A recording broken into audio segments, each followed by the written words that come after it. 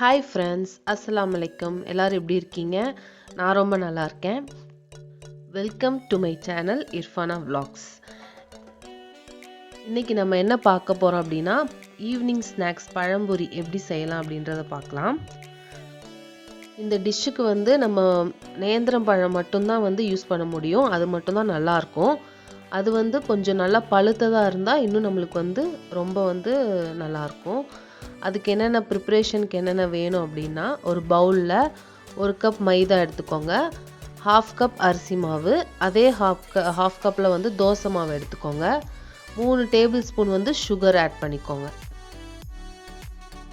1/2 teaspoon மஞ்சத்தூள், தேவையான அளவு உப்பு சேர்த்துக்கோங்க. இப்போ நம்ம சேர்த்துருக்க இன்க்ரீடியன்ட்ஸ் எல்லாத்தையும் ஃபஸ்ட்டு ட்ரையாக நம்ம அந்த எக் பீட் பண்ணுவோம்ல, அதை வச்சு நல்லா ஃபஸ்ட்டு மிக்ஸ் பண்ணிக்கணும். மிக்ஸ் பண்ணதுக்கப்புறம் தான் நம்ம தண்ணி சேர்த்து மிக்ஸ் பண்ண ஆரம்பிக்கணும். அதுக்கப்புறம் தண்ணி ஆட் பண்ணணும். கன்சிஸ்டன்சி எப்படி இருக்கணும் அப்படின்னா, ரொம்ப தண்ணி மாதிரி இருக்கக்கூடாது, கொஞ்சம் நல்லா கெட்டியாகவே இருக்கணும்.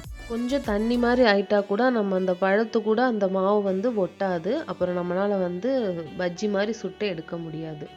ஸோ கொஞ்சம் கொஞ்சமாக தண்ணி ஊற்றி நல்லா இந்த பதத்துக்கு நம்ம மிக்ஸ் பண்ணி வச்சிடணும். பார்த்திங்கனாவே உங்களுக்கு தெரியும், ரொம்ப தண்ணி மாதிரி இருக்காது, கொஞ்சம் நல்லா கெட்டியாகவே இருக்கும். இதோட இன்னும் கொஞ்சம் கெட்டியாக இருந்தால் கூட ஓகே, பட் இதை விட தண்ணி மாதிரி நம்ம மிக்ஸ் பண்ணிடக்கூடாது. அப்புறம் பழத்தை கட் பண்ண ஆரம்பிச்சிடலாம். இது இந்த மாதிரி இருக்கணும் பழம். இந்த மாதிரி இருந்தால் நம்மளுக்கு இன்னும் நல்லாயிருக்கும். ஒரு பழத்தில் 3 ஸ்லைஸ் கட் பண்ணலாம். இப்போ பார்த்தீங்கன்னா நான் மொத்தம் 5 பழம் எடுத்திருக்கேன். இப்போ நான் மிக்ஸ் பண்ண அந்த பேட்டருக்கு இந்த 5 பழம் கரெக்டாக இருக்கும். ஸோ இதே மாதிரியே எல்லா பழத்தையும் நம்ம ஃபஸ்ட்டு கட் பண்ணி வச்சுக்கலாம். கட் பண்ணிவிட்டு கட் பண்ணுறப்பே நம்ம கடாயில் எண்ணெய் ஊற்றி கொஞ்சம் சூடு பண்ண வச்சிடணும். அப்போ நம்மளுக்கு டக்குன்னு கட் பண்ணோடனே நம்ம சுட ஆரம்பிச்சிடலாம். ஸோ பார்த்தீங்கன்னா நான் இப்போ எல்லா பழத்தையும் கட் பண்ணிட்டேன். சைடில் எண்ணெயும் சூடுபடுத்திட்டேன். இப்போ நம்ம பஜ்ஜி சுட ஆரம்பிச்சிடலாம். பார்த்தீங்கன்னா பழம் எடுத்துட்டு ஃபுல்லாக டிப் பண்ணி அதுக்கப்புறம் எடுத்து ஆயில் நல்லா சூடாக இருக்கணும். சூடானோடனே அந்த பழத்தை எடுத்துட்டு உள்ளே போட்டு நம்ம ஃப்ரை பண்ண ஆரம்பிச்சிடலாம்.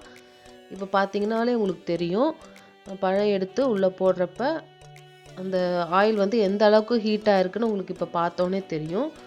போட்டுட்டு நம்ம போட்டோன்னே திருப்பி போடக்கூடாது. கொஞ்ச நேரம் ஒரு 10 செகண்ட்ஸ் விட்டுட்டு அதுக்கப்புறம் நம்ம திருப்பி போடணும்.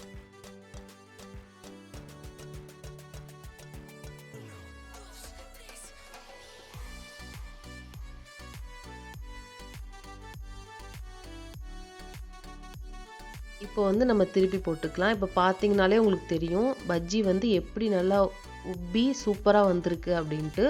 ஸோ இதே மாதிரியே எல்லா பழத்தையும் பேட்டரில் டிப் பண்ணி நம்ம ஆயிலில் போட்டு ஃப்ரை பண்ணி எடுத்துட்டா நம்மளுக்கு சூப்பரான பழம்பொரி ரெடி ஆயிரும். நீங்களும் வீட்டில் கண்டிப்பாக ட்ரை பண்ணி பார்த்துட்டு எப்படி இருக்குன்னு கமெண்ட் பண்ணுங்கள். அவ்வளோதான் ஃப்ரெண்ட்ஸ், தேங்க்யூ.